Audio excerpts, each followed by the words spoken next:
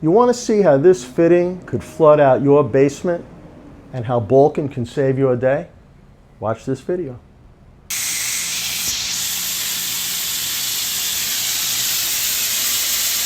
Broken main shut-off valve on a 1-inch copper line. Not able to shut the water off.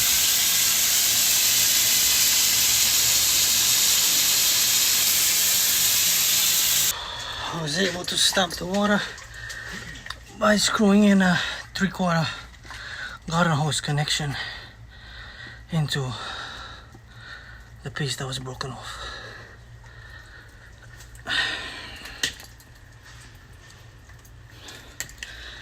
Main shut-off valve needs to get replaced. 1-inch copper line, main shut-off valve is broken.